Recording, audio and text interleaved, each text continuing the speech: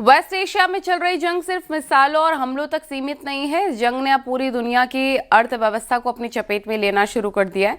तेल से लेकर हवाई सफर तक, बाजार से लेकर आम आदमी की जेब तक, हर जगह इस जंग के साइड इफेक्ट्स दिखाई देने लग गए।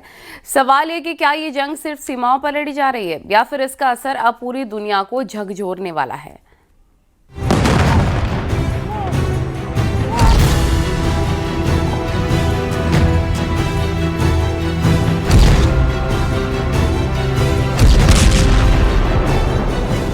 सोशल मीडिया पर न्यूक्लियर वॉर ट्रेंड सिर्फ एक शब्द नहीं बल्कि डर का एक ग्लोबल सिग्नल बन चुका है। लोग लगातार सर्च कर रहे हैं कि क्या ईरान और अमेरिका के बीच हालात इतने बिगड़ चुके हैं कि मामला परमाणु युद्ध तक पहुंच सकता है।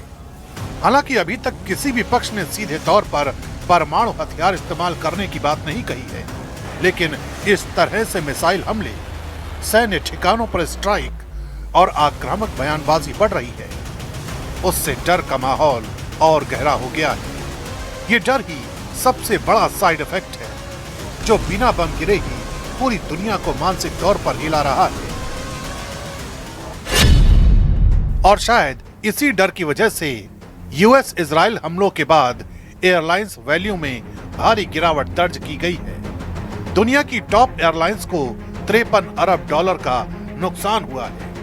पश्चिम एशिया रूट्स पर कमर्शियल फ्लाइट्स लगभग बंद हैं। कई देशों के एयर स्पेस में सुरक्षा खतरे बढ़े हैं। जेट फ्यूल की कीमतें दोगुनी हो चुकी हैं। ऑपरेशन कॉस्ट बेकाबू हो रही है। एयरलाइंस को ईंधन की कमी का गंभीर खतरा सता रहा है। टिकट महंगे होने की आशंका ने यात्रियों को बेचैन कर रखा है।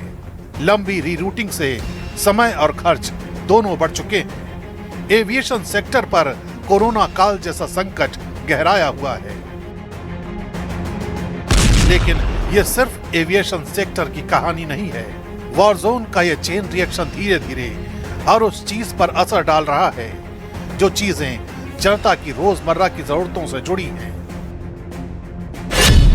मसलन इस जंग का असर अब सीधे आम आदमी की जेब पर दिखने लगा है।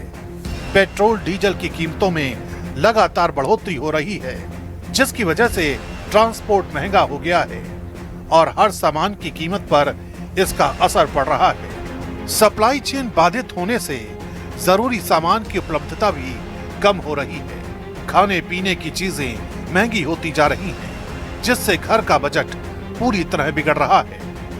ऊपर से ग्लोबल महंगाई ने दबाव और बढ़ा दिया है। यानी इस जंग की असली मार अब आम लोगों की जिंदगी पर दिखाई देने लगी है। ये सब कुछ ऐसे वक्त में हो रहा है जब ईरान और इजराइल एक दूसरे की न्यूक्लियर साइट्स को टारगेट कर रहे हैं। पूरा एरिया ही तबाह हो चुका है, पूरा एरिया ही उड़ चुका है। और खासतौर से इन्होंने ये भी कहा कि अभी भी देखा जा रहा है, काउंट किया जा रहा है कि टोटल तबाही कितनी है, क्योंकि तबाही का अंदाजा लगा पाना मुश्किल है। जिस तरीके से हम यहाँ पे इर्द गिर्द देख रहे हैं, सब कुछ तबाह हो चुका है। मैं अंदर जाने की कोशिश करूंगा। जैसा मैंने कहा कि अगर 360 भी मैं यहाँ पे घुमाऊं, सब कुछ दिखाऊं, तो इर्द गिर्द तबाही के सिवा कुछ नहीं दिख रहा है, खाली तबाही दिख रही है।